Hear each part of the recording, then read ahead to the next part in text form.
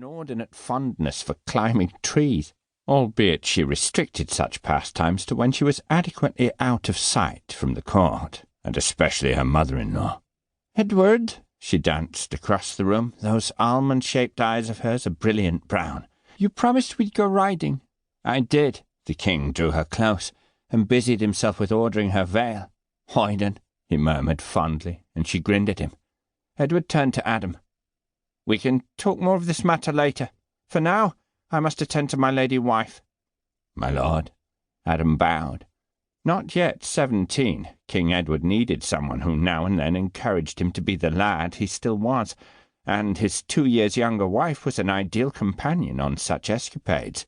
Besides, Philippa was not only a playmate and a welcoming pair of arms at night, she was also the one person Edward felt he could confide everything to. "Her and John," he'd said to Adam, as recently as last night. "But John is still too much of a child." Since Prince John was not quite 13, that was probably a correct assessment, and Philippa was a keen observer of everything that went on at court. Only a fool would underestimate her, and Adam prided himself on not being a fool. He might be a minor knight, his education was not among the best. He could read and write, but not with sufficient fluidity to enjoy reading. But there was nothing wrong with his brain. The king and his wife left the room, holding hands. Adam returned to his perusal of the large map. He rubbed his face. Ever since the previous French king's death more than a year ago, in early 1328, Edward had kept a careful eye on the events in France.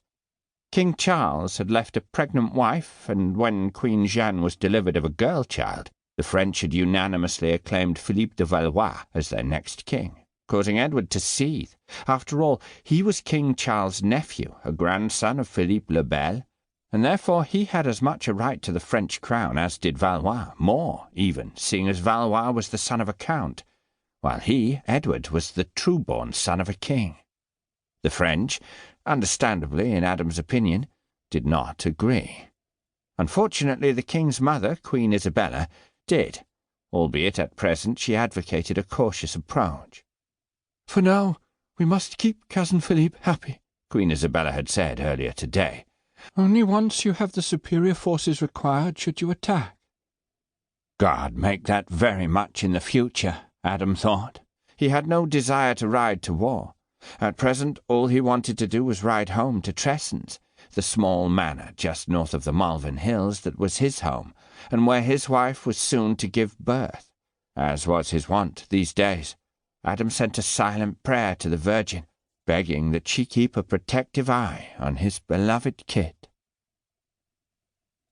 When Adam exited the king's large chamber, he bumped into his brother-in-law, Richard de Monmouth. As red-haired and blue-eyed as Kit, Richard was in many ways eerily similar to his half-sister, though Kit, thank the Lord, sprouted no beard. And where Richard's hair was a bright shade of red, Kit's was substantially darker, a rich shade, the colour of good Bordeaux wine.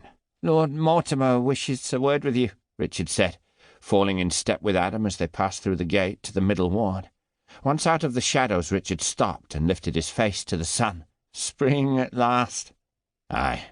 At home, the ewes would be lambing, and knowing Kit, she'd be out in the fields with the shepherds when she should remain at rest. Twins. His throat clogged, and he cast a look at the chapel. A candle. No, 3 candles, one for Kit, and one each for those unformed beings resting in her womb. Richard elbowed him. "It's not the first time a woman is delivered of twins." "The first time my woman is." Childbirth was always a risk for women. God had ordained thus, and there was little to do but pray. Mortimer was pacing back and forth, dictating to one of his clerks. The long skirts of his richly embroidered robe swirled as he walked, revealing hose in bright green and a matching tunic beneath the purple and black of the robe. In silk, Adam would hazard. These days Lord Roger Mortimer was almost always in silk or velvet, as befitted one of the richest men in the country, one of the most powerful men as well, the new Earl of March ruling the realm side by side with Queen Isabella, on behalf of the young king. "Ah, Adam," Lord Roger brightened. "My lord." Adam reciprocated Mortimer's